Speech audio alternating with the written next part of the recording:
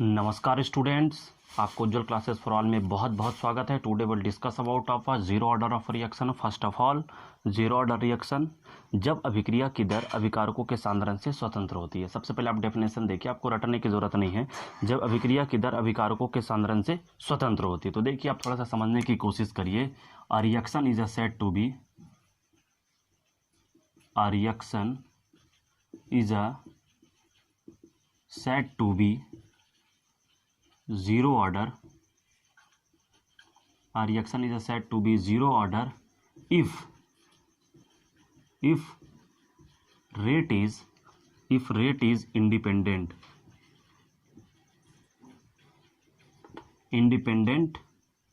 if rate is independent concentration of reactant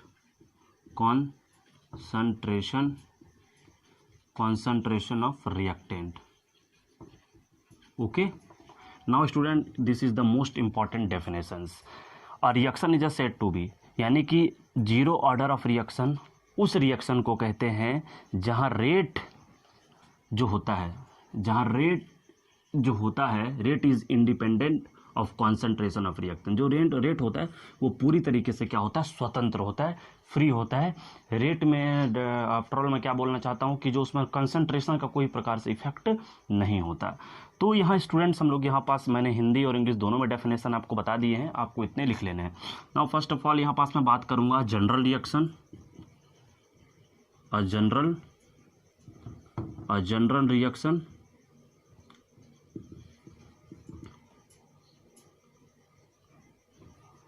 a general reaction. Now the A is the reactant and B is the product. A is the reactant and B is the product. Here आप ऐसे भी लिख सकते हैं, R is a reactant and P is the product. आपको clearly समझ में आ जाएगा। R is indicate reactant, P is indicate product. A general reactions. तो मैंने क्या बताया, जब अभिक्रिया की दर अभिकारकों के सांद्रण से स्वतंत्र रहती है। A reaction is said to be zero order if the rate of independent concentration of reactant. Okay, तो यहां पास हम लोग लगाते हैं डिफरेंशियल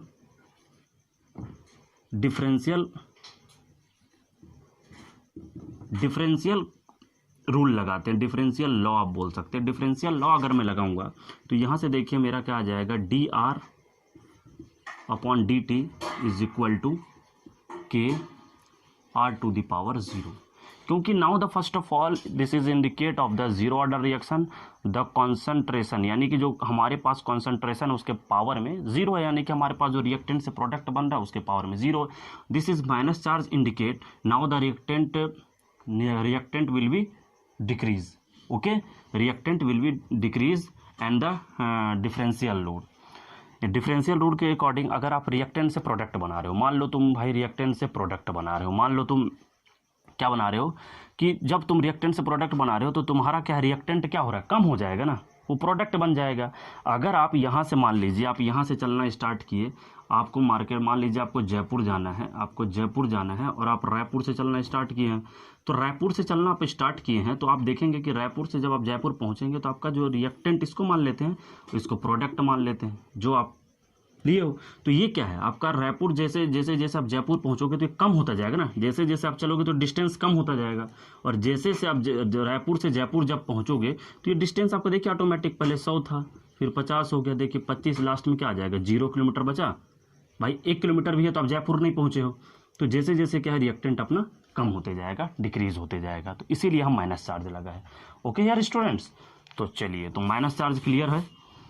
अब उसके बाद यहाँ से हम लोग इसमें लगा देते हैं। अब हमको क्या करना है, जो डिफरेंशियल होता है, डिफरेंशियल का टूल होता है इंटीग्रेशन। द डिफरेंशियल का क्या होता है, टूल क्या होता है, इंटीग्रेशन होता है। जहाँ भी आपको डिफरेंशिएशन दिखे वहाँ इंटीग्रल आपको लगाना है। तो सबसे पहले इसको सॉल्व कर लीजिए, तो minus D R equal to K R to the power zero, तो इसकी वैल्यू कितनी हो जाएगी 1। ओके, और डी टी को आप इधर कन्वर्ट कर दीजिए, तो यहाँ से आपका क्या आ गया, D R equal to K D T. Okay, अब इंटीग्रेशन है तो इसमें डिफरेंशियल टूल लगाएंगे to removal of the differentiation, use of integration tools. Okay, तो नाउ डी आर, ये माइनस इसमें है तो ये माइनस इधर लगा सकते हैं, कोई दिक्कत नहीं आएगी। क्योंकि दोनों इक्वल है, चाहे माइनस इसमें दे दो चाहे माइनस इसमें दे दो। तो यहाँ से डी आर का डिफरेंशिएशन क्या हो जाएगा, डी आर का डिफरेंशिएशन हमारे पास क्या हो जाएगा, यानी कि इसका डिफरेंशिएशन तो क्लियर है, सॉरी इसका इंटीग्रेशन क्या आ जाएगा, आर आ जाएगा। तो आर आ गया, ओके। और इसका हमारे पास के डी टी, तो यहाँ पास के माइनस के और डी टी का डिफरेंशिएशन इंटीग्रेशन क्या आ जाएगा, टी और प्लस आई। आई इसलिए क्योंकि इंटीग्रेशन आप कर रहे हो, इंटीग्रेशन में जो आई होता है इंटीग्रेशन कांस्टेंट होता है, ओके। तो now this is the first equations, okay.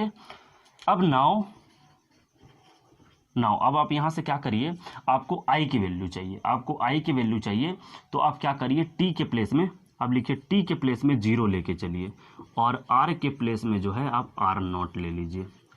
Are के प्लेस में क्या ले लिए, आर नॉट। क्यों ले लिए भाई आर के प्लेस में आर नॉट हम लोग क्यों ले लिए, क्योंकि देखिए ये हमारे पास जीरो ऑर्डर ऑफ रिएक्शंस है। यहाँ देखिए जब यहाँ से आप रायपुर से, यानी कि मैं बात करूंगा जब आप रायपुर से जयपुर के लिए चलना स्टार्ट किए थे, तो यहाँ पास अब जब चलना स्टार्ट नहीं किए थे तो उस समय आप टाइमिंग 0 लेके चलोगे ना, क्योंकि अब मैं चल रहा हूँ, अभी मैं चल रहा हूँ तो मेरी टाइम अभी 0, अब से मैं काउंट करूंगा। जैसे ट्रेन चलना स्टार्ट हुआ आपका तब से आप काउंट करोगे, तो उस समय क्या था, टी 0 हुआ होगा तब ना, जैसे ट्रेन स्टार्ट हुआ 1 सेकंड 2 सेकंड हो गया होगा जी, तो टी इक्वल टू 0, ओके। तो ये टी इक्वल टू 0 क्यों रहता है आपको समझ में आ गया होगा। आर के प्लेस में R naught, because here are reactant will be convert to product, because R is indicate the reactant of reactions. तो यहां से हम लोग देख लेंगे R equal to R naught, तो ये वाली वैल्यू इसको उठा के यहां पुट कर दो, तो आर के प्लेस में क्या रख दो, आर नॉट, माइनस के इंटू टी के प्लेस में 0 और आई के प्लेस में आई, तो ये 0 हो गया खत्म। तो आई की वैल्यू कितनी आ गई आपकी, आर नॉट।